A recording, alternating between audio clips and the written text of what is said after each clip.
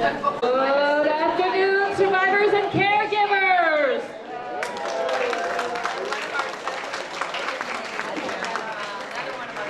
Welcome to the 2017 Relay for Life Survivors Reception. This reception is in our honor, so let's hear it for our survivors.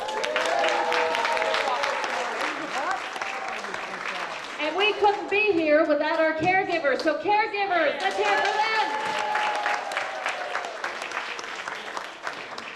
I am so delighted to see so many of you out here today on a beautiful Saturday afternoon joining us for this reception.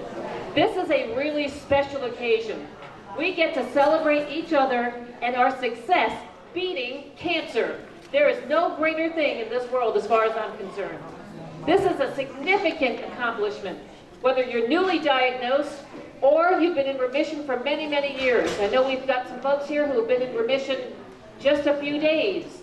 For those of you who have been in remission for a year or less, would you please stand up? A year or less.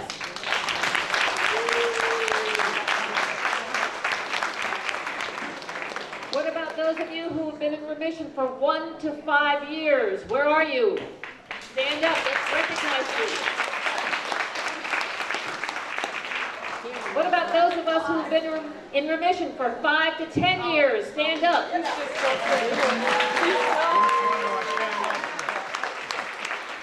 in good company because I'm with you. Those who have been in remission for 10 or more years, please stand.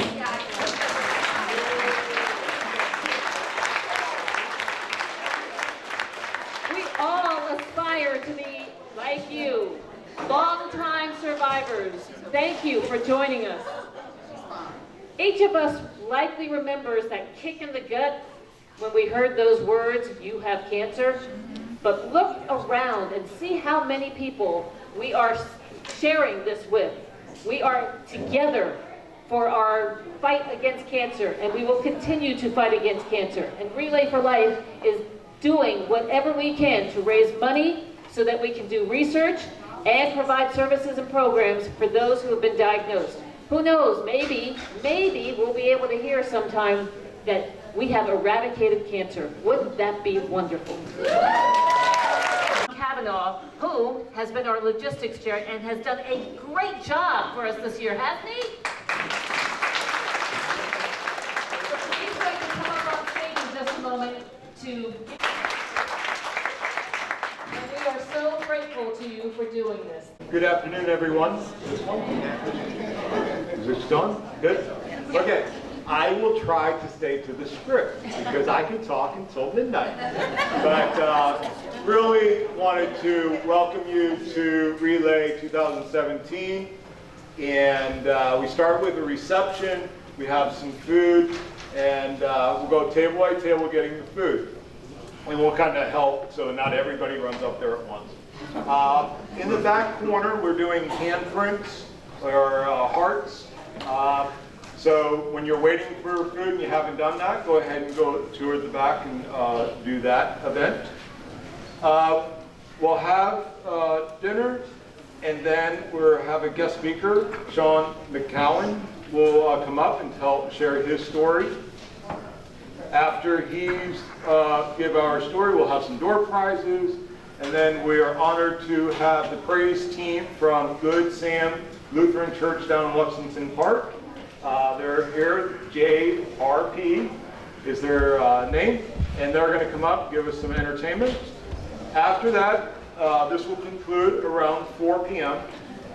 And at that time, we'll have our opening ceremonies out by the stage. We also have some area outside under shade for you that aren't associated with a team and would like to be outside but don't want to be in the sun. We have some area for you to sit down at some tables.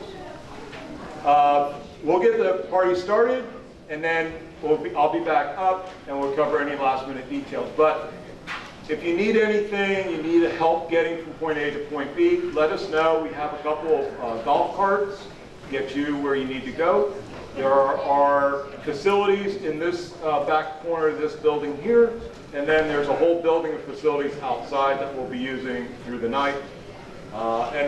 Just a special recognition to our host, the Fairgrounds Association, a phenomenal group of people led by John Richards, who's also a cancer survivor, does a phenomenal job letting us use all these facilities. So just I want a special praise for him and his group.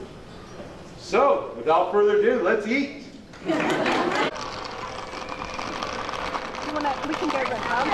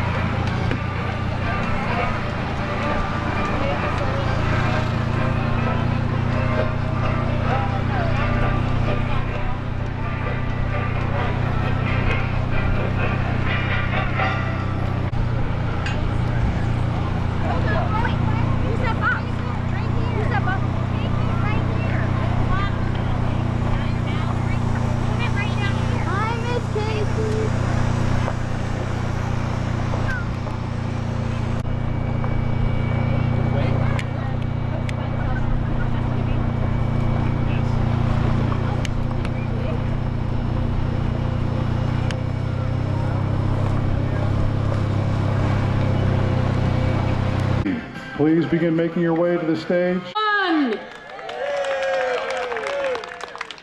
Welcome to the 2017 Relay for Life, our 20th one here in St. Mary's County. Woo! This is a great gathering of our community, so thank you so much for coming out. It's a pleasure to welcome all of you here today. Thank you from the bottom of our hearts for joining us.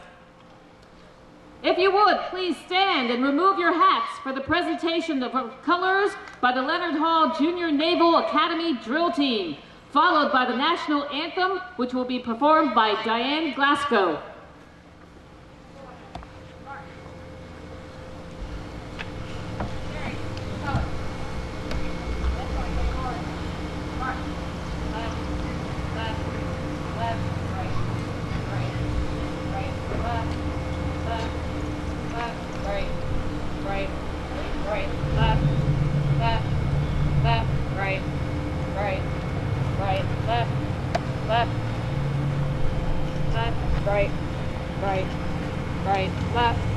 Ready? Oh. Present. Colors.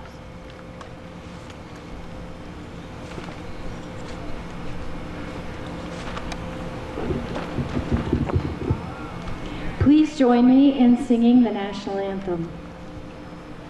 Oh, say, can you see by the dawn's early light what so proudly we hailed at the twilight's last gleaming, whose broad stripes and bright stars through the perilous fight o'er the ramparts we watched were so gallantly streaming,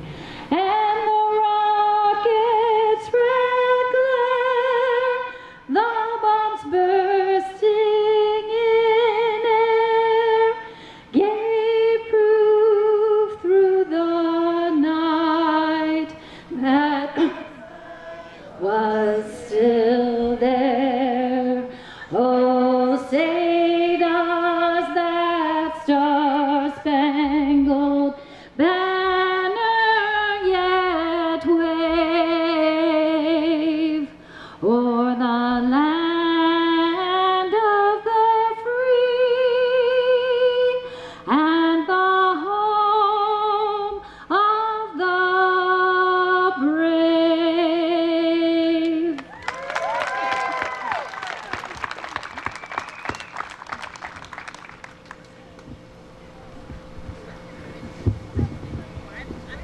Thank you, Diane. That was wonderful, and thank you to our drill team.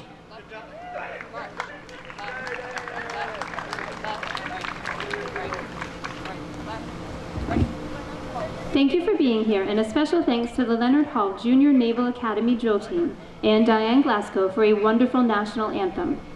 Just look around you. Families, friends, co-workers, business, community leaders, children's grandparents, and neighbors are all here for the same reason, to finish the fight against cancer.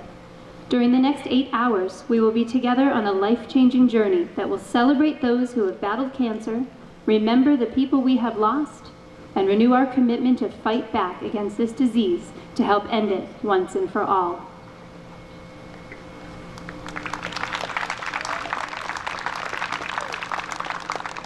Some of your fellow relayers have gone above and beyond the call of duty to make this relay a great experience. And if you would like to sit down, please feel free to do so. The people you see among you in the blue event leadership team shirts are members of our community who worked on the relay leadership team to make this year's event happen. By all means, feel free to flag them down and say hello, tell them what we can do to make your experience better, and ask them about all the many opportunities available to you to help us with next year's event. At the very least, please thank them for their hard work. They've dedicated their time and talents to make sure this is an event you'll never forget. I also want to thank John Richards for letting us use the fairgrounds. John, are you here? Wherever you are, John, thank you.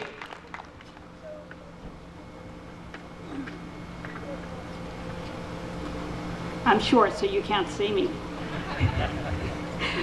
We are proud to be standing here this wonderful hot afternoon. While each of us have a unique reason for being here, we gather as a community, determined for those who are facing cancer will be supported, that those who have lost their battle will not be forgotten. To the St. Mary's County community, and determining to fully support those of us who are facing cancer. I just want to remind you that we live in an amazing community full of people who are generous, caring, and extremely supportive. At this time, I would like to invite Valerie Dorster, a representative from one of our sponsoring companies, Avon, to the stage. Valerie.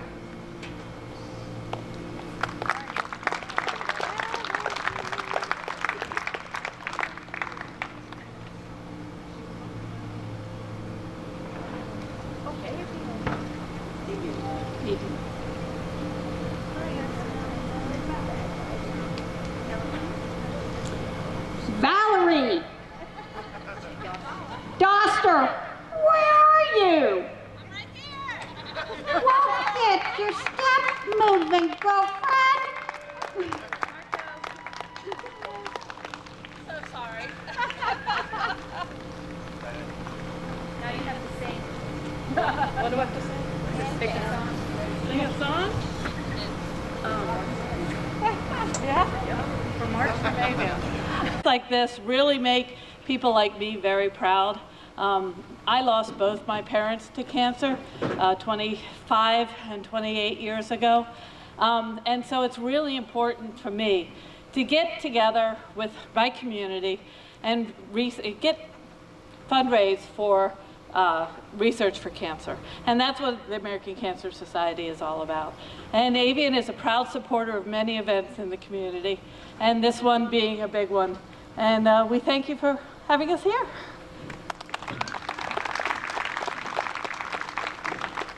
There's company tonight. Let's never forget why we are here. Our survivors and those no longer with us are the reason we need to finish the fight against cancer. This event is successful because of all of you who have made the commitment to walk and raise funds to finish the fight against cancer. No matter why you take part in the relay event, one thing is clear. With every step you take, you help the American Cancer Society save lives.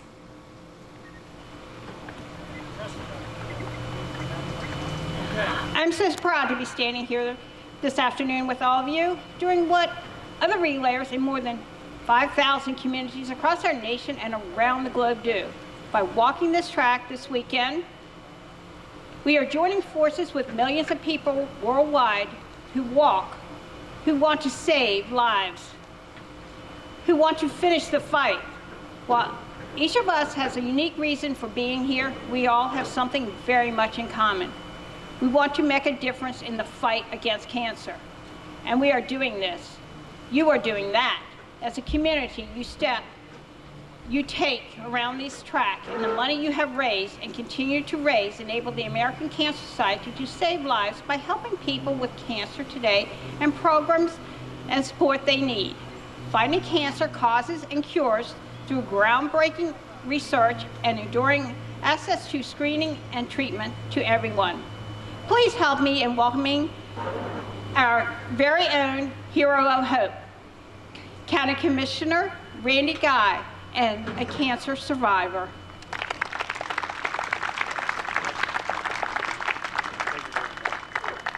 Thank you very much, ladies, and thank you for everything you all do in holding this event and helping us to all look for some kind of a, you might say, a cure. I don't know if it's ever happened in my lifetime, but I do know one thing. My mother died from cancer in 1990. For 10 years she fought it, and I remember how sick she was going through chemo. Obviously they've done something better, because when I was diagnosed in June of 2015 and started chemo, I didn't get quite as sick. I can remember how sick my mother was, and so there's some improvements as we go along here, but I keep thinking there's got to be something out there to inoculate us somehow to reduce this terrible disease that we all suffer through. And my wife had breast cancer 5 years ago. She's a survivor and doing well. I'm in my second year of completion, and probably the best thing ever happened was 2 months ago. I finally got the port taken out of my chest. That's like the end of, the final hurdle. And you don't realize until you've actually had cancer and been through it that these things we have to recognize. For those of us who are going through it still right now, I hope I don't have to go through it again, but the doctor told me, he said, I can't guarantee anything. None of them do. And unfortunately, the bug has hit me, and maybe it will not come back, and I'll have to make the arrangements to fight it again if it does come back. I didn't enjoy it, but I fought it hard. I tell everybody out there, work hard, stay strong. The oncologist that treated me, Dr. Tawari, said, I said, I'm worried about quality of life, doctor. He said, can I do the things I've been doing all my life? He said, do everything you can right now until your body will tell you can't do it anymore. But keep pushing. Push as hard as you can. And right now, this is all part of what we're doing right here, is pushing, hopefully, to push research and come up with some kind of a cure or something to help us eliminate, or at least push down as closely as possible to elimination of this dreaded disease that hits many of us. And I want to thank all for being here. I know I'm a politician and I can run my mouth for a long time, but I'm going to cut it short. Thank you very much for being here today. Thank you for all the support. Thank you for all of you who have raised funds to support research and cure this cancer. Thank you.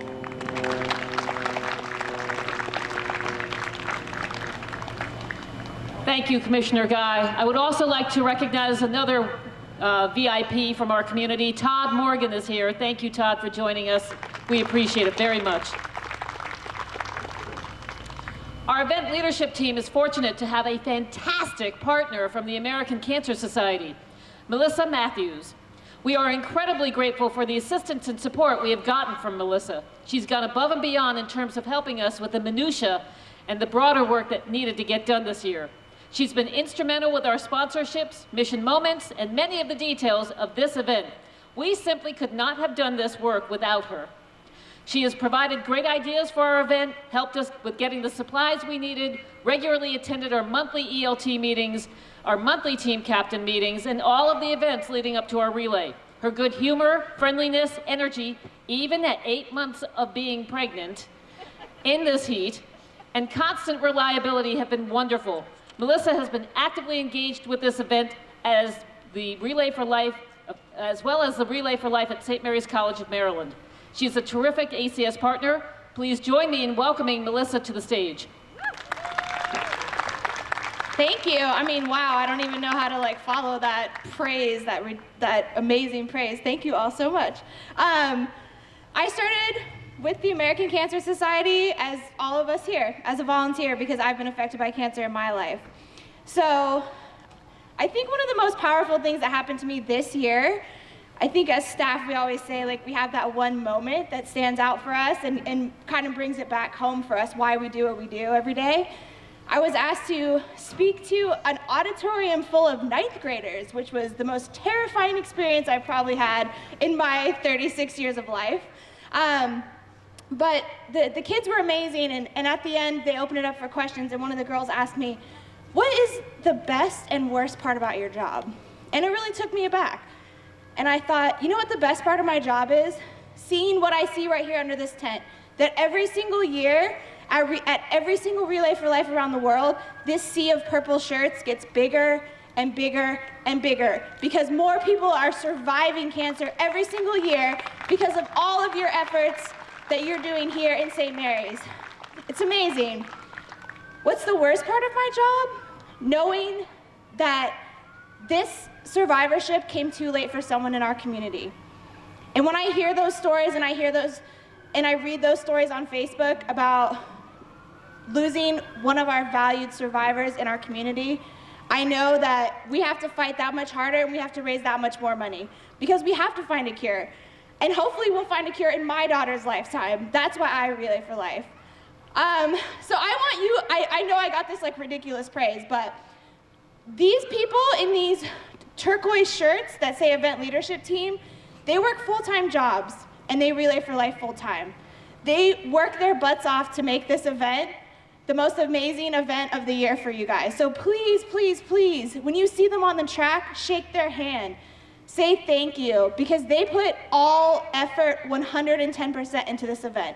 So please join me in thanking them. We can't say thank you enough. They put on this amazing event for you guys. And I hope you enjoy today.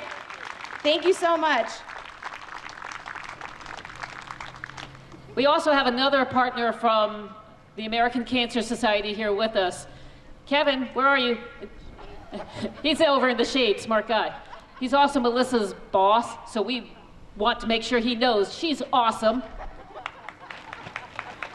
Melissa, your energy is infectious, so thank you. Like many of you, I'm a cancer survivor.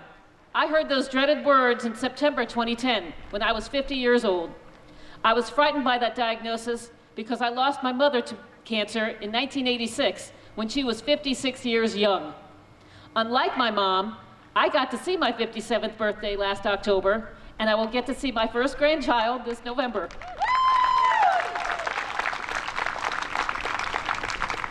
Our next speaker is very special to me. I've known him my entire life, and he's known me my entire life. I never imagined that I would be welcoming my brother into the Cancer Survivors Club or sharing the stage with him. But in 2014, he was diagnosed with kidney cancer. So I'm thankful that his prognosis is good because I'm going to need him for a long time to come. My brother, Jim Goldwater, is the Senior Vice President at Bob Lawrence & Associates in Alexandria, Virginia, where he has worked since 1995. Prior to that, he worked for 15.5 years in the Washington, D.C. office of the Governor of New York. In these positions, he's handled issues relating to telecommunications, energy, transportation, and the environment.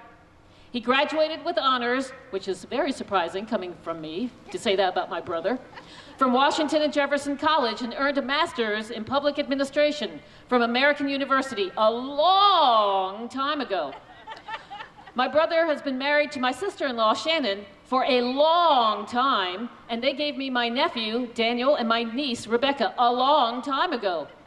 Please join me in welcoming my older brother, Jim Goldwater, to share his survivor story with us. And I think I'm going to regret this.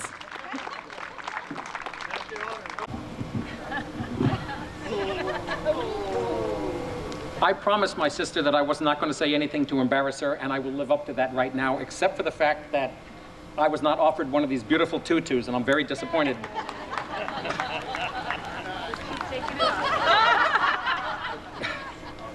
The Hanger Club's down that way.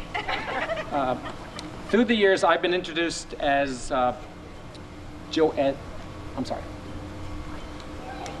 Mike. Through the years, I've been introduced as as Bob's son, Shannon's husband, Daniel and Rebecca's father, Bobby's brother. I've never once been introduced as Joanne's brother.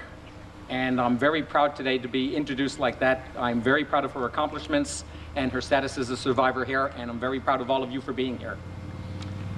I need to put this in historical perspective a little bit. She mentioned something about the kidney. It's not as easy a story as that.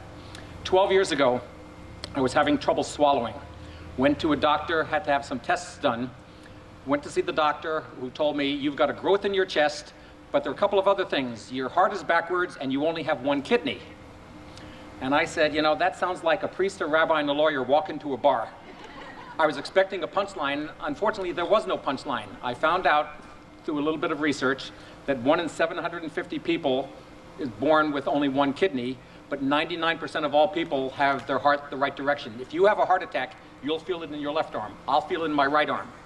When I told this to my wife, she said, you know, you're very odd. And I said, no, I'm unique. It's all in how you present the facts. I made the mistake of mentioning this to my father. Our father was a bit of a hypochondriac. When I told him that I only have one kidney, he said, oh my God, I'm gonna have to get tested. And I said, Dad, you're 81 years old. It doesn't really matter if you have one kidney or two kidneys. The following year, he said to me, you know, if you need a kidney, I'll give you one. And being the instigator that I am, I said, Dad, number one, you don't know that you have two kidneys. And number two, I don't want an 82-year-old kidney. Well, 7 years later, the idea of an 89-year-old kidney sounded pretty good because since I only have one kidney, I had to go in for tests regularly, about 2 or 3 times a year for MRIs and various other things. During the course of these, the intervening 7 years, it was discovered that I have a small cyst attached to the one kidney. It had grown over the 7 years to the point that it was large and the consistency of it had changed. Instead of being clear, it was now solid. So now the doctors were very concerned about that. So the question was, do I have the surgery now or do I wait? And I said, it's only going to get bigger. It's going to impact my one kidney. Let's get it taken care of now. When they took out the cyst, it was discovered that it was in fact malignant. So when I went into the surgery, I wasn't sure when I woke up if I was even going to have a kidney because they may have had to have removed the only kidney that I have. What I have now is 2/3 of one kidney, but I don't have the cyst. What this underscores, it underscores the importance of physical examinations and being vigilant about your health. And I am confident that people here are very vigilant about their health and those that you love.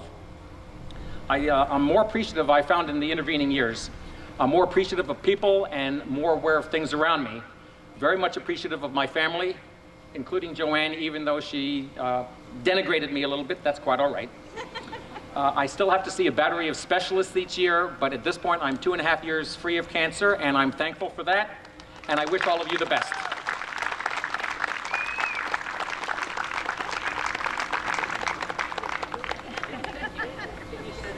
No. Thank you, Jums. Sorry, nickname, Jimmy.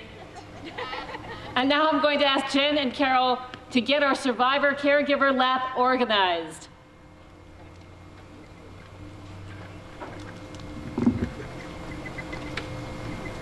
We are going to honor our survivors and the caregivers who are here with us today by asking them to take their victory lap.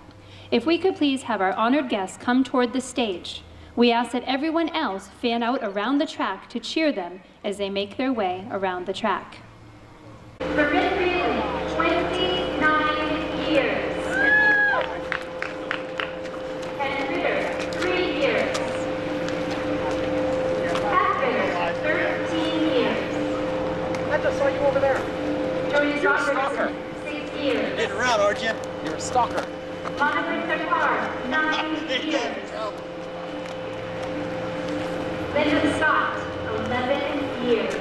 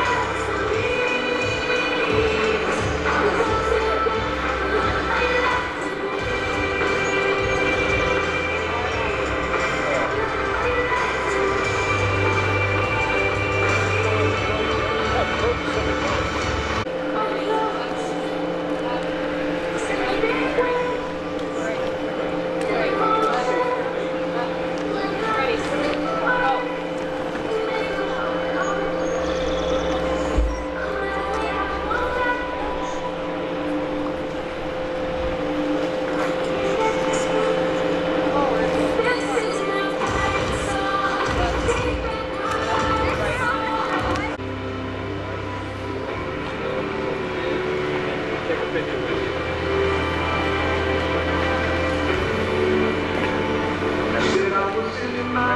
Okay, get in there, folks. Get in there together. Put them up front.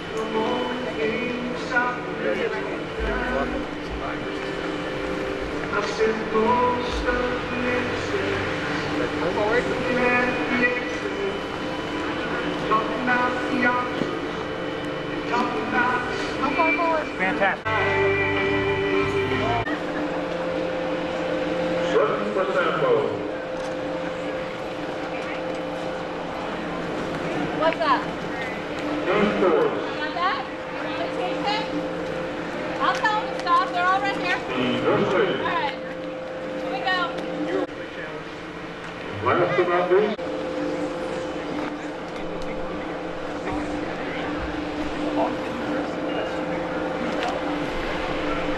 What do you think, Doug?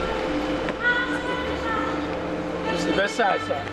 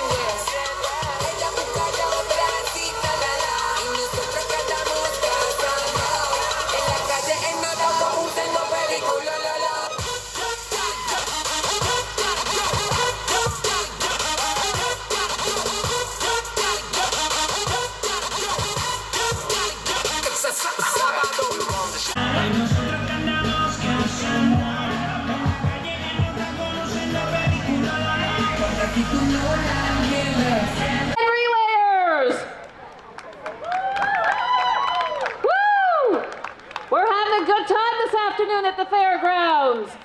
Happy to see so many of you out there walking the track. Keep it going. For your listening pleasure, we have a very special group. The Great Mills High School a cappella group is going to entertain us. Please welcome them to the stage. Kahuna Ice has arrived. Anybody wants ice? Kahuna Ice has arrived for all those hot folks.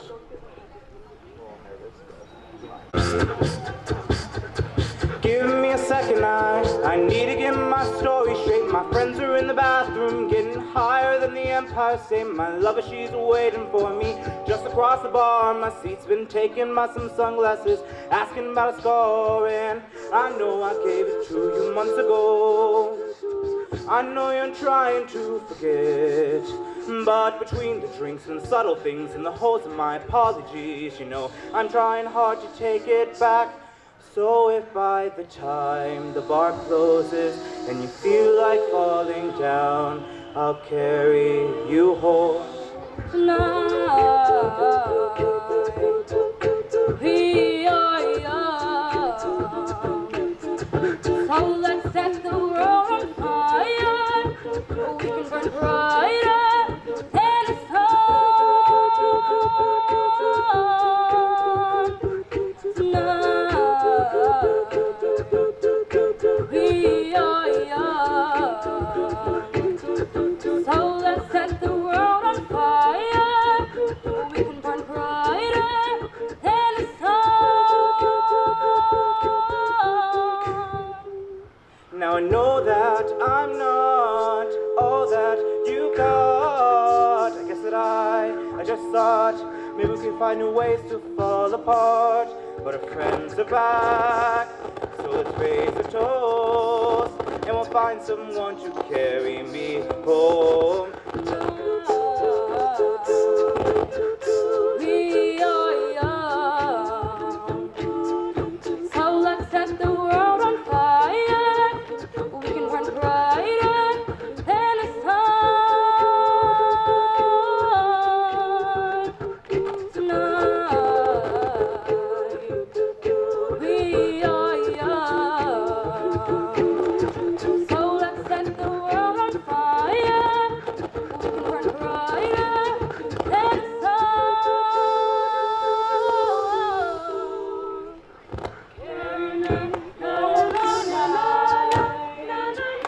Carry me home tonight.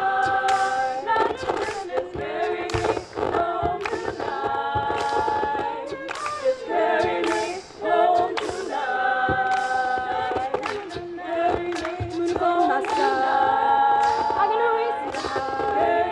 So someone come and carry me home tonight. Angels never arrive, but I can hear the cry. So someone come and carry me home tonight. We are young, so let's set the world on fire. We can burn brighter than the sun tonight. We are young, so let's set the world on fire. We can burn brighter than the sun. So if by the time the bar closes and you feel like falling down, I'll carry you home tonight. Hey, hey, hey, tonight. Hey, hey, hey. Your lipstick stains on the front lobe of my left side brain. I knew I wouldn't forget you, and so I went and let you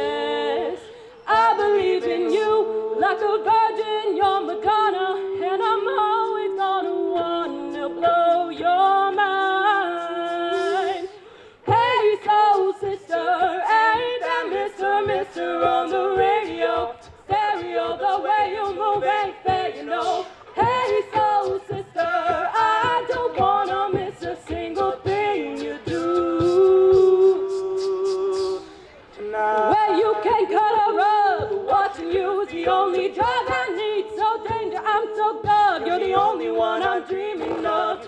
I can be myself now finally. In fact, there's nothing I can't be. I want the world to see you be with me. Hey, soul sister, hey, that mister on the radio. Stereo, the way you move ain't fair, you know. Hey, soul sister, I don't wanna miss a single thing you do tonight.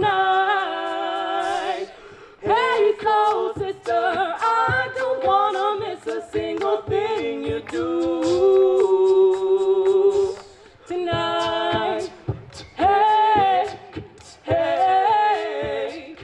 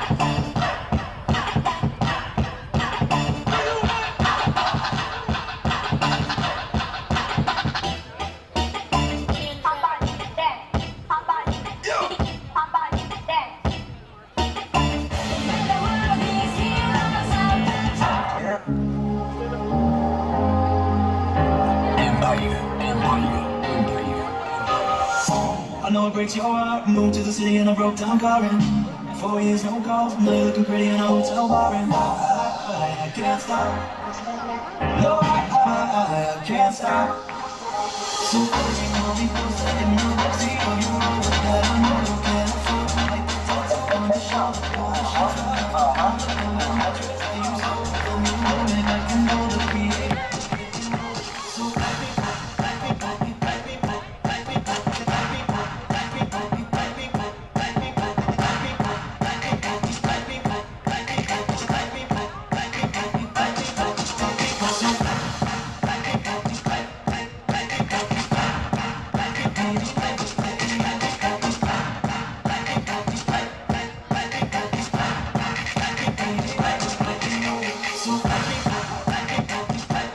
First, let me beat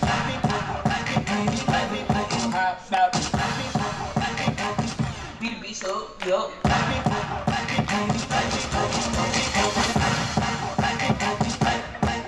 Yo. You on that beat? Yo. I'm going back to a horse, they moved to the city in a broke down car.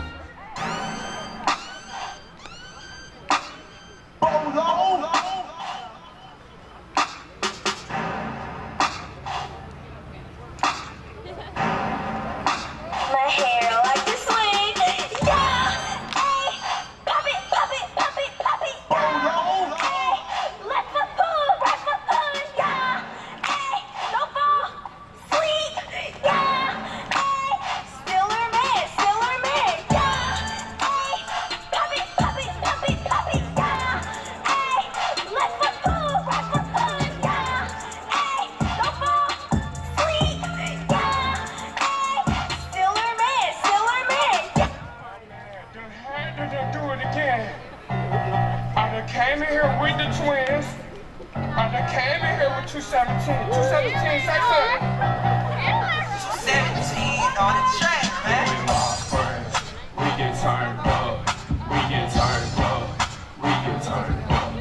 And we're my friends, we get turned up. We get turned up. We get turned up. Hey, this young. We get turned up. We get turned up. We get turned up. And we're my friends, we get turned up.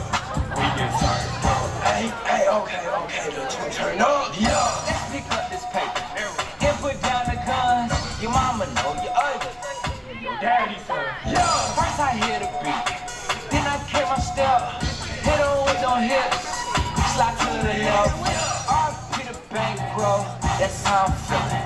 Man, I always tell my mama I'ma get $1 million. Tempo has reached critical levels. Tempo has reached critical levels. Bounce. I like you. Bounce. Come here, girl. Come here, girl. Come here, girl. Bounce. Come here, girl. Come here, girl. Come here, girl. Bounce. Come here, girl. Come here, girl. Come here, girl. Bounce. Come here, girl. Come here, girl. Let me talk to you. Let me see them big. Them bags of Diddy and that pretty. Bring credit if you wanna get with it. All I wanna do is dig up in the business. Tell your boyfriend he better mind his business. Before he get up in the truck, come up in it. I done set up a boss, he can't hit me. He ain't got enough paper to deal with me. Baby girl wanna two-step with me. Turn around, let it move against me. All the mama that got tipsy. Hit it tonight, tomorrow you the history. All you need is me. I stay strapped, security, don't frisk me. Set it off to the empty. I turn around, do the same next week. Come on, bounce. Let your daddy hiccups. Bounce. Like we was riding in my pickup. Why you look so sad, girl? You need to chill up. I got the remedy. If you on me, then me on you. Then you on me, then me on you. Then you on her. Then her on me, then her on you. Then y'all on me. Then we on y'all, then y'all on me. Menage a trois. Menage a trois. Ooh, there she go. Just what the dog's been looking for. She's just what I need. Black Chinese like some young. I got a bungalow. We can disappear for a week or so. Yeah. I got a stadium flow. Super Bowl with it like a dungeon, yo. Oh, yes. Congratulations. Want a millionaire invitation. Sorry, I'm so demanding. You can save the dancing from back at the mansion. And ain't this money handsome? Ain't that a penny anthem? Kill me, just like you from the back, you'll see. Like yo, had the hiccups. Like we was riding in my pickup. Why you get so sad, baby girl, you need to chill up. I got the remedy. It's you on me, then me on you. Then you on me, then me on you. Then you on her. Then her on me, then her on you. Then y'all on me. Then me on y'all, then y'all on me. Menage a trois. Menage a trois. Hold up, hell no, like Britney Spears, I wear no drawers. In the club, I drink it up, drink it up. Got Patron sipping in my cup. That's your man, I bet I can make him look. When you see the jug, he wanna rush and give you a quick touch of the big old bud. Big old bud, thick legs, big old jugs, legs stick like grips on the truck. Take me to the crib, yeah, we gon' call me a freak, I like to get. I don't have to do much to make it good. Some of y'all, she worth $2. I'm worth more dollars, they making beauty parlors. I pop collars, collars. Buy shots, I only buy the bottles. Only rich girls, we only buy the bottles. I'm best when I swallow. Like yo, had the hiccups. Like we was riding in my pickup. Why you get so sad, baby girl, you need to chill up. I got the remedy. It's you on me, then me on you. Then you on me, then me on you. Then you on her. Then her on me, then her on you. Then y'all on me. Then me on y'all, then y'all on me. Menage a trois. Menage a trois.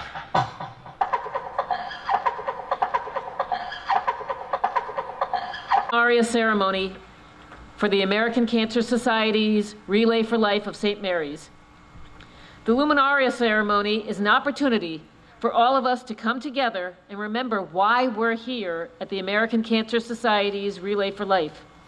I'd like to ask that you all please respect the meaning of this ceremony and remain silent. This is a time for us to grieve for those we've lost to cancer. It's a time for us to reflect on how the disease has touched each of us personally. And it's time for us to look inside ourselves with quiet reflection to find hope. No matter what our experience with cancer has been, we all share the hope that we will one day live in a world where our children and their children will never have to hear the words, "You have cancer."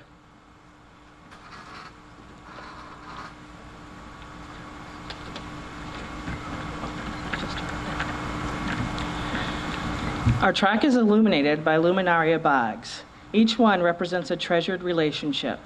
They represent people, each with a name and a story to tell. They are our mothers, our fathers, our sisters, our brothers, our sons, our daughters, our friends, and our loved ones. We love these people, we remember them, we celebrate them, and we fight back against this disease for them. As these luminaria glow through the night, they represent our shared vision for a cancer-free future. Everyone should have a glow stick. These glow sticks will be used to show how cancer has affected everyone at this event. Please crack your glow stick after the appropriate sentence. If you are here as a survivor, we celebrate you and ask you to break your glow stick now. If you are here for your mother, please break your glow stick now. If you are here for your father, please break your glow stick now.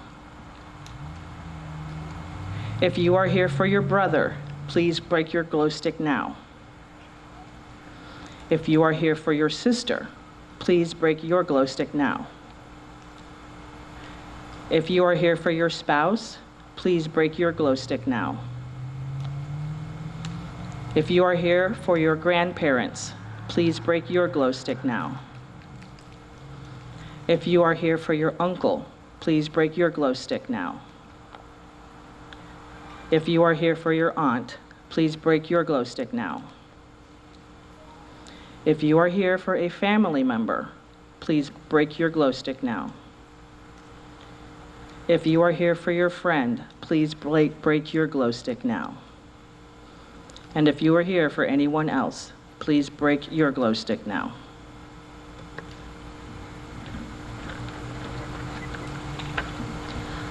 please look around? Cancer has clearly touched all of us.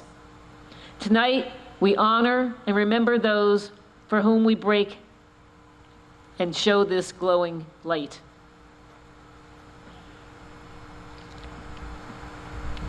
His vision was not unlike the one many of you have tonight.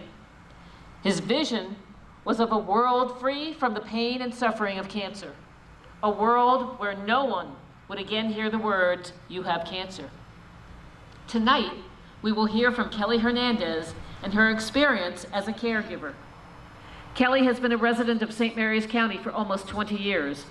Although grateful for being able to see so many different places as a Navy brat, she was thankful that Pax River was the last stop before her father became a retired service member. It was here that she became a lover of blue crabs and the bay. It was here she was able to graduate from Great Mills High School, class of 2004, where she shared a talent for theater and a passion for softball. And it was here that she graduated from St. Mary's College of Maryland, class of 2008, where she was able to make lasting friendships, learn the meaning of hard work, and even partake in a biology study tour in Belize. She loved St. Mary's College so much she never left, as she works for the school's advancement office, aiding in the fundraising for student success, scholarships, and other sustaining programs that help keep the school strong. At the foundation, she is also able to help alumni stay connected with the institution and to help celebrate their return, as over 1,000 alums will be coming back home during Alumni Weekend next week. For fun, she enjoys cycling, home projects, and spending any time out in the sun. She is here tonight to walk and show support for Relay for Life on behalf of her mother, who was diagnosed with breast cancer last June. Kelly is proud to be here and share her perspective on this event and how it has evolved over the years. Kelly?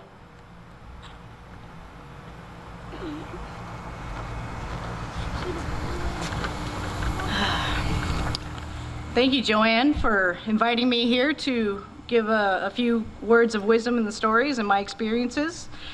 I was hesitant at first, to be honest, when she asked if I would speak on behalf of being a caregiver.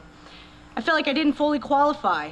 See, I figured the role of caregiver was an official title that goes mainly for everything that person does, taking them to all the appointments, ensuring they are comfortable on their sick days, and being a positive support system nonstop. I've done many of these things, but it took some pondering to really understand what it meant. Take my first interaction with Relay for Life. It was 2002, I was 16. I was volunteering for the Calvert Marine Museum. I was their otter mascots. And you have to understand, the otter mascot suit is wool. So during the Relay for Life event, being out in 100-degree weather and 100% humidity was an experience on itself. But it didn't matter because I saw nothing but smiling faces and unity as everyone was part of the cause. I was honored to be there and show support, make them laugh, feel part of something that was worthwhile. It was a while in my life before I had firsthand experience with cancer. I had grandparents who were diagnosed and fought and actually survived. But they lived across the country, so the experience wasn't the same as when it's close to home. To sum up the story, a few years ago, I relayed again at St. Mary's College of Maryland. I created a team for my department to walk and honor two coworkers that we lost to cancer, Joanne Romer and Debbie Brooks. It wasn't a direct caregiver experience, but more of a post-caregiving experience. The experience that most don't usually address on what comes after losing the battle to cancer. It's that time when you're helping friends and family cope with the aftermath and together get through it. This leads up to my most real moment in my life with cancer. This is the moment I'm dealing with now, as my mom has been diagnosed a year ago with breast cancer. Many can attest what it is like when you hear firsthand that someone that you hold near and dear to your heart has something that you can't fight. It was a year ago, almost to the day, in Colorado when I received the call from my father. It was the day my mother found out that her biopsy came back positive for cancer. Even before that day, I remember the pit in my stomach when my mother told me that her mammogram came back with a mass showing in the left breast. And I remember how strong and positive she was to say it was probably nothing to worry about and that the biopsy would prove to be a cyst. Heck, nobody in my family history on my mom's side had breast cancer, so what could it really be? I think we all here have had some sort of hope that it was nothing, but it wasn't nothing. And so even in Colorado visiting my aunt, we hit Data Central on what were the next steps. See, my family is very close, and when it comes to the time to step up to the plate, we do it. As my mother and father were in Maryland figuring out the next steps between the chemo treatments and the lump removal, We were in Colorado figuring out plan B, C, and D on networking and communicating to family members, planning best and worst case scenarios with what's going on without going onto the deep end, and overall figuring how we could give our support and attention to my mother. This is when I learned another level of caregiving. You don't have to be directly there in person to do what you need to do for your loved ones. To this day, my aunt still checks in and sees if there's any other course of actions that need to be done. But most of all, telling my mother she's the strongest lady she ever knows. Nothing makes communities work better than having your loved ones name you Iron Woman. It does wonders for the ego. When I returned home, I found out how amazing my dad was at this caregiver business. He's the epitome of what I see as a caregiver. He has been the biggest foundation, attendant, supporter, positive reinforcer, and protector to my mother. When she went to the doctor and received the prognosis of the lump, she wanted to go back to work. My mother is someone who can handle a lot and put it in a box and process it later when the time is right. She is very strong in that matter. She called my father, and he immediately asked where she was and he could meet her. It was in the parking lot of the Green Door that they met, and he hugged her and held her and said everything is going to be all right and we're going to do everything we can to fight this. In due time, they were chock full of articles of research on the types of cancers and the treatments, and planned out the appointments on calendars, and planned how to treat the body better for recovery. As he was directed as caregiver of my mother, I learned how to take care of him. Everything takes a toll, and I knew my mom was in good hands with him, so I wanted to make sure he was in good hands with me. I made sure he took some time for himself, getting his exercise, talking on what's going on, and most of all, not running his battery on empty. Caregiving isn't just focusing on one, but many. I wanted to do anything I could to help. I would go over and clean the house, make a meal or two, take mom to appointments if need be. It became a creative skill to go, how can I take this off your plate? As the protector, I think Dad wanted to be sure he was at every one of her treatments. And when there was one that he couldn't make, which was a long treatment, I was there to take my mother. And we sat for 6 hours as she had bag upon bag pumped into her. We watched HGTV, talked about what was going on in life. But all I wanted to do was be there to make her laugh with my quips and anecdotes. If it's the best thing you can ever do for my mom is make her laugh. She always said, you're just like your father. And although sometimes it may not mean the best, as both Dad and I can be a bit of overthinkers, during these times, it was the best thing that ever could be said. It meant I was like him, and I was being the best supporter I could be, the positive reinforcer, and the protector. And like my dad, I make sure she got an ice cream after every treatment. She earned it. What always hit most was the after effects of the medicine. After her treatment, seeing Mom at her weakest, and all about making sure she was comfortable, and that we needed to pick up all the things that were unslack and at standstill, especially when your immunity is at the lowest. These are the times you try to figure out what else can I do to make you comfortable. It's hard enough to see your loved ones down, but when it's in person, it makes you the best person you can be, and it hits the hardest. And again, I emphasize on my father. The worst thoughts were going through my head of trying to figure out what he's feeling and how I could do to help him. He was going through what it must have been most of the challenging things in his life, and he's been deployed many a time. To be his support was one of the biggest honors in my life. I'm also honored to be here and represent them. I'm honored to speak to caregivers that come in many forms and show in many ways. It's as direct as being in the post-op room that they receive from port treatments. It can be even a card for a friend's daughter who is going through it, a meal for a friend and her family as they fight through it, or even a reflection for someone who is lost to it. And for those lucky, a high five and praise to someone who has beat it. I've had to do all these things in the last year. And as all of you stand here, I know you have too in some way, shape, or form. But knowing that you're here as a helping hand and foot to help them get through it is one of the toughest things that makes it worth the fight. Thank you.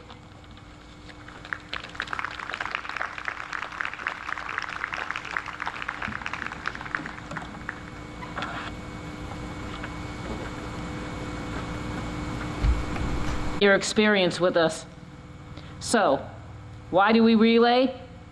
We relay for the hope that we will come together as a community every year to celebrate the lives of all those who have faced cancer, from the newly diagnosed, to those reaching the 5-year mark, to those who are long-term survivors. We also relay to celebrate our caregivers, all those who have cared for loved ones or friends battling cancer. A caregiver's impact is immeasurable. Today we said goodbye to a friend we've loved so well, a friend that loved and cried with us and caught us when we fell. With us, she walked the long, hard road that cancer often brings. She knew the fear, the pain, the dread, and so many other hidden things. The cancer road is scary and was uncharted when she came, but she didn't curse the darkness. She just lit a tiny flame. She helped to forge the path that is more clearly marked today. So all the girls yet to come will have an easier way. The cancer road was long and dark, but she helped to light the way. She gave her warm and loving heart to brighten up each day. She gave her time and love and hope to those with journeys new. She gave us warmth and caring, and she gave assistance too. She walked the road with courage, always with her head held high. She fought the cancer with all her strength. She never failed to try. Then came the time when the end drew near, and she could no longer stay. She closed her eyes and went home to God, and once more she paves the way. I hope that everyone has had an opportunity to dedicate a luminaria tonight and time to reflect. At this time, I would like to ask Tom Cavanaugh to come to the podium.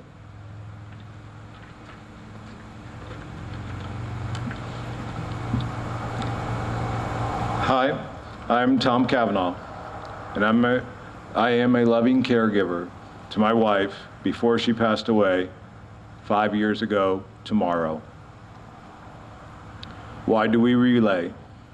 We relay for the hope that we remember all those who have gone too soon.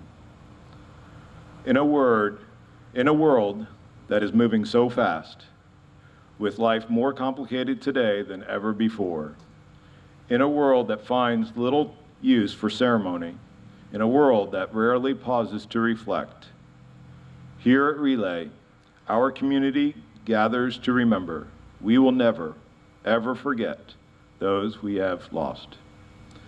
At this time, I'd like to call your attention to the table to my left. It occupies a place of dignity and honor. It is set for one, symbolizing the fact that some of our loved ones are missing from this gathering. They have been diagnosed with cancer, and they are some of the names and faces behind Luminaria. The chair is empty. Many of those who fought the battle with cancer are no longer with us, but rather than mourning their loss, we rather choose to celebrate their life. These people are unable to be with their loved ones and families now. So let us join together to recognize and honor them and to bear witness to their struggles and their memory. The table is small, symbolizing the frailty of a single patient, sometimes alone against his or her fight. The tablecloth is white, symbolic of the medical profession, doctors, nurses, researchers who help fight the battle for life. The single rose in the vase signifies the enduring love of our families and friends and their strength of a patient who will fight the disease that ultimately claims many of them. The pink ribbon on the vase represents the ribbons worn on the lapels of millions who support a continued search for a cure, not only for breast cancer, but for all other cancers as well. Cancers that are expected to kill over 500,000 people in the United States this year. A slice of lemon on the plate reminds us of the bitter battle against the deadly disease, a battle fought by more than 1.3 million new patients each year. The salt sprinkled on the plate reminds us of the countless tears of personal anguish shed by the patient and those by family members and friends who have lost a loved one. The glass is inverted in memory of those who are not here to join our celebration of successes. But the lantern represents the light of hope that lives in the hearts of all of us, hope represented by cancer survivors and the hope for a cure discovered as a result of the detailed work of the medical profession made able through the funds generated through events such as Relay for Life of St. Mary's County.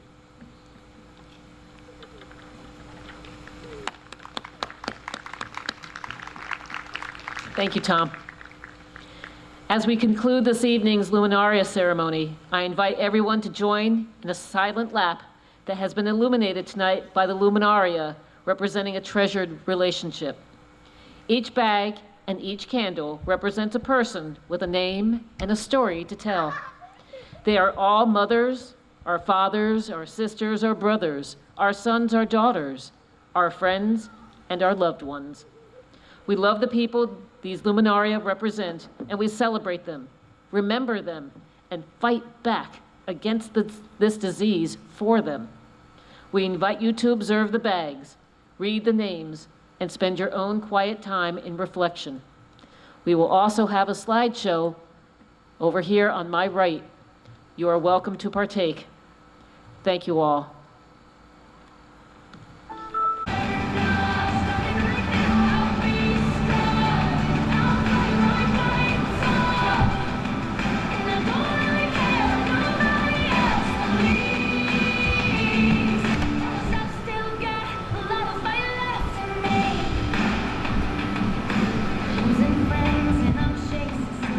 Everybody's worried about me.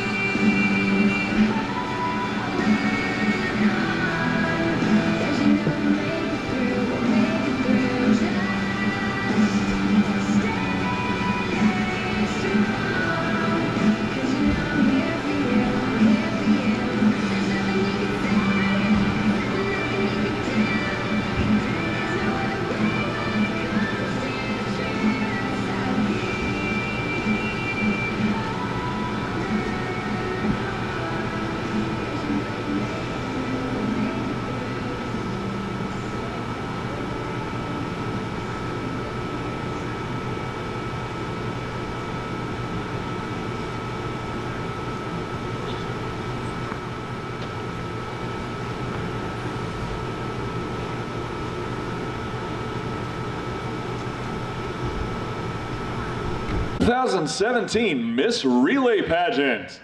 Yay! Cheer! So the field is small this year, but mighty. So we're going to go down the line real quick and meet our lovely contestants and talk a little bit about the rules of the game. So we're going to start on this end and work our way down. Contestant, please introduce yourself to the crowd. Rocky. All right, big hand for Rocky. And next contestant. I'll take that. The queen is on the stage. Obviously, I'm a supermodel. My name is Tyra, and I'm here to take home some bank. Get back in line! All right, thank you. Big hand for Tyler. Oh, Tyra, excuse me. Tyra. And our next contestant. Kelsey! Big hand for Kelsey. And our next contestant. The men call me Miss Vivian, but you can call me Viv. Oh, thank you. Big hand for Viv. And our final contestant. Hi! I'm Vanessa, and I'm wearing Purple Rain lipstick. So, if you ladies like to see it, you can get it from Lip Sense, okay? So, give me money so I win, okay? That's all you have to do. All right, a big hand for Vanessa. So, ladies and gentlemen, the rules of our contest, we have a 20-minute time frame.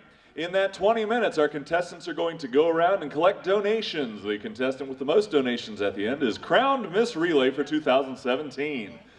We can take donations in the form of cash and checks. Checks need to be payable to the American Cancer Society. And since we are small but mighty, let's load these ladies down with some lovely donations. All right, contestants, are you ready? Crowd, are you ready? All right, let's get this party started.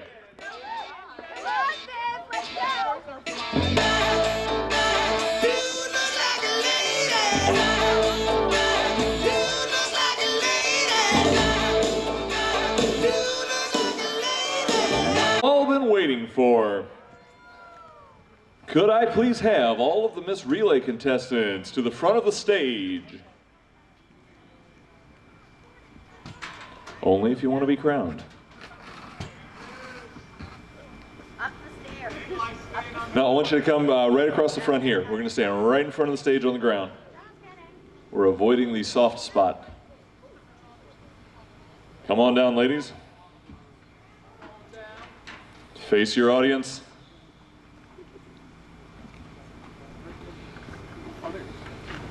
It's been a long night, girls. All right, I'm going to announce the top 3 earners. First of all, please know that we have raised through the Miss Relay pageant this year a grand total of $1,595.01. Yay! Good job, girls. All right, fantastic job, everyone. So, in third place, raising a total of $347.47, we have Rocky. Go, Rocky. I'm probably in last. Huh? Stand right there. Thank you. You're so sweet. Fabulous. In second place, raising a grand total of $479.61, we have Kelsey. Well, girls, it's between you two. All right. And our big winner in first place with a grand total of exactly $605, Vivian. Come on down. Make your way up here for your sash, your tiara, and your royal scepter. Was I last? No, Oh. not even close. Okay. The scepter. the tiara. There we go. Oh my. And your sash.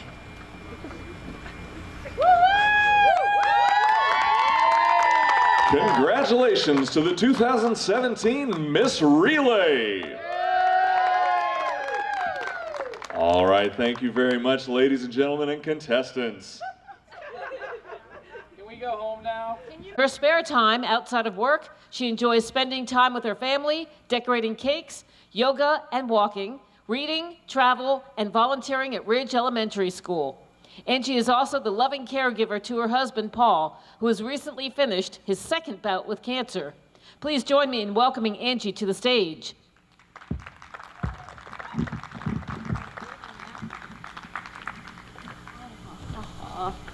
All right.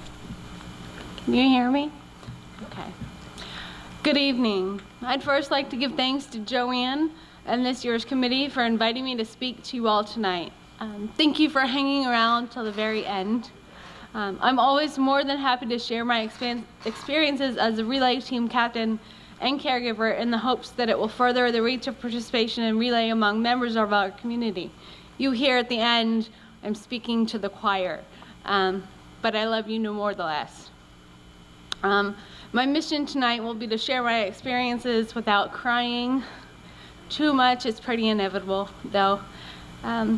I guess you could say that cancer is responsible for where I am today. Not because I've been personally given the diagnosis, but because my grandma Zaza was diagnosed with colon cancer at age 53 in 1991.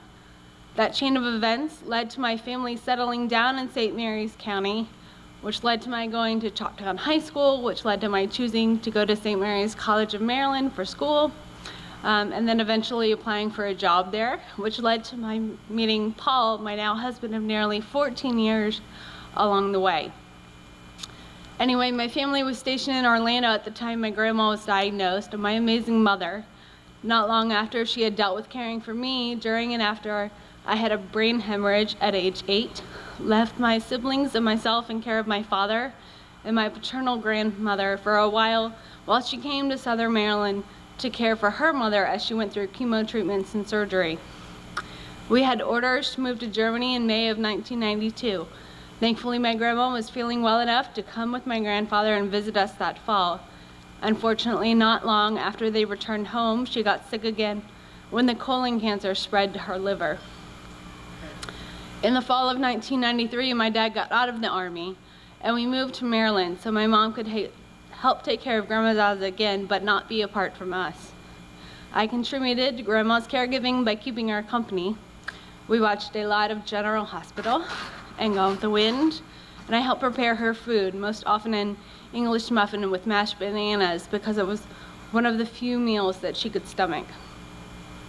Sadly, she went into hospice care and passed away at the too young age of 56 on April 14th, 1994. I can still remember that afternoon when I came home from school and my grandma Numera sat me down at the kitchen table and told me the news. I was 13, and it was my first experience with death, let alone the death of a family member. I wish that this was the only time cancer had affected someone I love, but unfortunately I can't. Many others in my family tree have battled and lost, but there's been a big win. One of my closest aunts is a breast cancer and thyroid cancer survivor. Of course, it doesn't just stop with family. Too many colleagues and friends from various departments and offices at the college have been touched by cancer. Just from the current and former faculty in my psychology department alone, I can count 4 survivors. And we've also had a recent loss. When I gave a kickoff speech for the St. Mary's College of Maryland Relay in 2013, I talked more at length about my experience with my grandmother and my aunt, and I said that I wasn't naive, how I knew that someone or else in my immediate family could be diagnosed with cancer in the future, and that was why it was so important to support relay efforts. As I said it, I was still thinking to myself, don't worry, Angie, surely it won't happen. I was wrong. In March 10th, 2016, Not long after I'd experienced a brain hemorrhage and was still recovering, my husband Paul visited our primary care physician as a follow-up to an earlier visit for when he threw his back out. His back was fine by that point, but he took the opportunity to casually mention that he had felt an ache in one of his testes for a few months and recently discovered a hard lump while showering. Expecting a call from him saying that he was on his way back to his office, I was a bit taken aback to hear that the doctor had advised him to go get a sonogram. I met him at the hospital, and within 2 hours we were back in the doctor's office with a confirmation that there was a small tumor on his testes. The doctor explained that it was very likely cancerous, as most tumors in that area tended to be, but that testicular cancer, especially if a simple seminoma and detected early, was the best kind of cancer to get and very treatable. Unlike the stage 4 brain cancer his uncle had lost his 3-year battle fight against in 2015. Overall, Paul and I reacted to the news pretty well, and we stayed very positive. We had timing on our side. The tumor was small, and thus if cancerous, it was likely caught very early, so the outlook was good. We had humor on our side. As you can imagine, nut and ball-rated jokes abounded. But most of all, we had hope on our side. We kept saying to ourselves, and this is exactly why we relay every year. I'll admit that I broke down once when I first got back to the office and shared the news with a colleague who was a survivor, because there was a chance, even if it was small, that things would not go in a positive direction. Within a week, we met with a urologist who told us the good news that additional body scans thankfully confirmed there were no tumors anywhere else, and we scheduled an orchiectomy procedure for March 23rd to remove the left testes. The standard procedure for testicular tumors, as doing a biopsy, could make the situation much worse. On March 28th, pathology confirmed the tumor was indeed cancerous. A unique combination, unique being special, that's great, of 95% simple seminoma and 5%, I can't even say this word, syncytiotrophoblastic, a more complicated, we'll just say that, form of giant cell. So we met with an oncologist on March 28th to discuss the options. We'd have to wait 30 days to see if the tumor markers in his blood went down to determine just how aggressive treatment would need to be.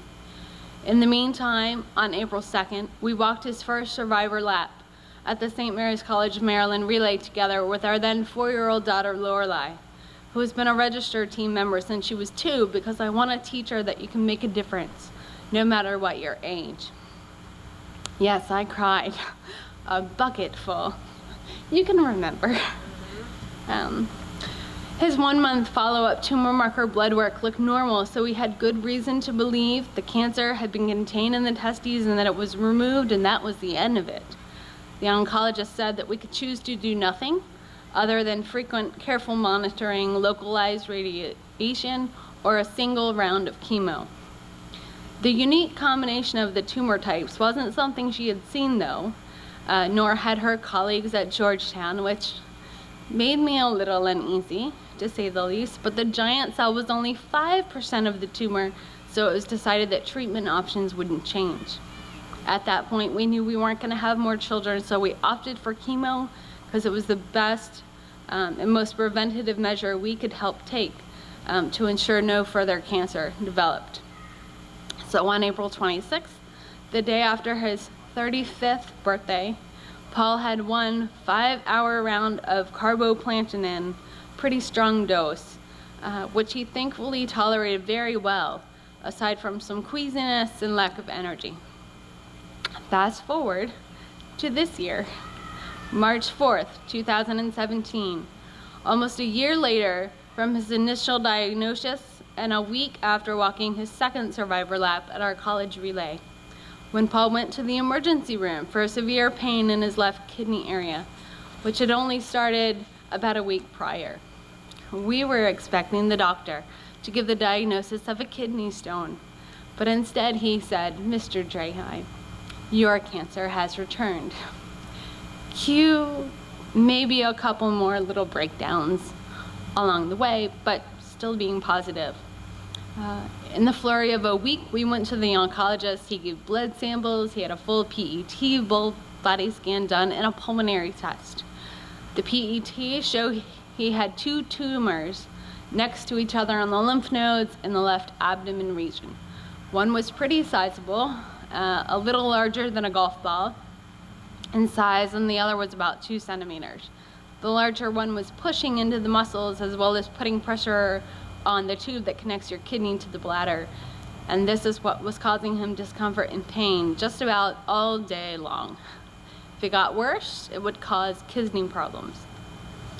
So his oncologist consulted with doctors at Georgetown again, as well as Dr. Einhorn of Indiana University, who was well-renowned when it came to the treatment of testicular cancer, to quickly set up and start a treatment plan.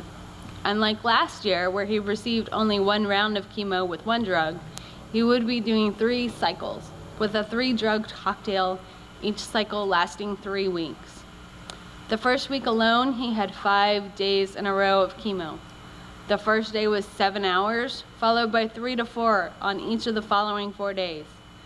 That was followed by 2 weeks with 1 day each of an hour of chemo, and the cycle started again.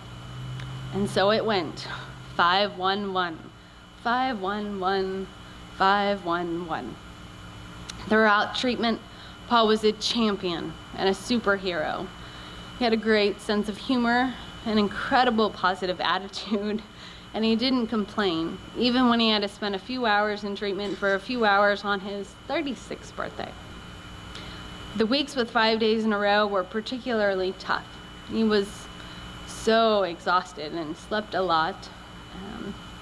He had some nausea, but fortunately the medicine they gave him kept him at bay, so he could have an appetite and he could eat pretty much anything. He developed neuropathy in his fingers and the balls of his feet. We shaved his head when his hair started to fall out 2 weeks in, but we joked while doing so, saying that he looked like Vin Diesel, and maybe he should stay that way. I never imagined Paul with a bald head would be okay, and I kind of liked it. But we had an amazing support system from our family members and colleagues from various offices across St. Mary's who brought us meals, so we had one less thing to worry about. People like Joanne and Kelly. So his final 1-hour day of treatment was set for May 8th, but it was delayed due to low platelets and because the results from his pulmonary test the week prior didn't come out very well. We knew one of the drugs had a side effect of causing lung toxicity, and his capacity to diffuse oxygen had gone down considerably, 40%.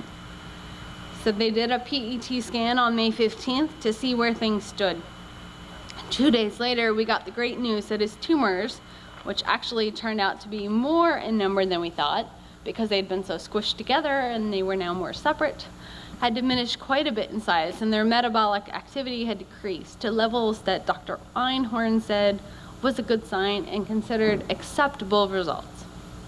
With such positive results, the oncologist didn't feel the need for him to receive his 9th session of chemo that got missed, especially because it was the drug that causes the pulmonary issues, and said there was no need for surgery at this time, and he's considered to be in remission. The tumors that still exist may or may not continue to shrink, depending on how much of it is scar tissue built up from treatment. Of course, I was, and I am happy and relieved, but I'm not gonna lie. I'm nervous, and I'm cautiously optimistic. We'll continue to keep a close eye on his health via frequent checkups, the blood work done every 6 weeks, and CT scans about every 3 months, unless blood work deems it done sooner. This will be his norm for a while, but we consider it a small price to pay to stay ahead in the game. The oncologist will also be talking to his pulmonary doctor about his test results to see how we can proceed with that. He's not going on a bike ride anytime soon, but it'll likely be a while before his body adjusts. In the meantime, we'll take it one day at a time and enjoy life to its fullest. I think you can see why Relay is a cause dear to my heart.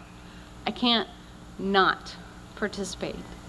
Raising awareness to ensure early detection saves lives. Funding patient support programs and research programs is absolutely critical. Cancer does not discriminate. We know this. And as a result, all in our community have been indirectly or directly touched by cancer somehow. We've lost too many, and it's just too much, and it needs to stop. Supporting the fundraising efforts of the American Cancer Society through participating in events like Relay for Life is a way to help make sure that one day it will. I look forward to the future with hope that sometime in at least my daughter's lifetime we will find a cure and finish this fight. Until then, I will sing Lorelei songs that my grandma Zaza sang me, and our family will relay together in the memory, honor, and support of many. Thank you.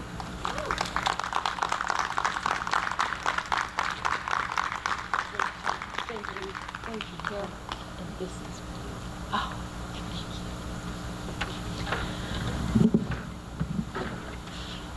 Thank you, Angie, for that wonderful message of hope. When we started 7 or so hours ago, we said we were here together to fight a disease that never sleeps. It's a relay tradition in nearly 5,000 communities across the United States to keep one person from each team on the track at all times. This track was pretty lively tonight. I'd say we did it. We've worked hard to get to this point. Not only have we stayed up long after sunset on this beautiful day, but we've worked all year long to make this event happen. We do it because we have all been touched by cancer. On behalf of every relayer in St. Mary's County, Maryland, we would like to thank all of the teams, our sponsors, survivors, caregivers, and participants who came together to make this relay such a success. Without you, cancer wins. With you, we save lives. A special thanks goes to the leadership team, many of whom are over here on my left. The success of this event is in so many ways a reflection of your dedication, spirit, and passionate commitment to the fight against cancer. Thank you. We have a lot to celebrate.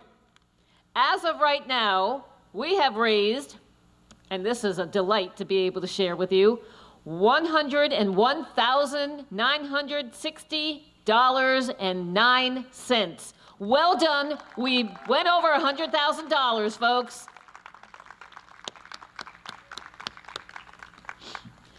We will have our wrap-up meeting on June 13th at the Tech Center across the street.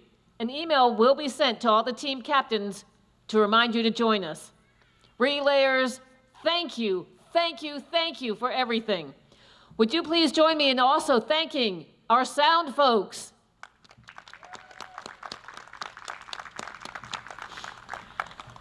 It's now time to pack up, clean up the campsites, and go home and get some rest and get ready for June 2nd, 2018, when we will return back here for our next relay.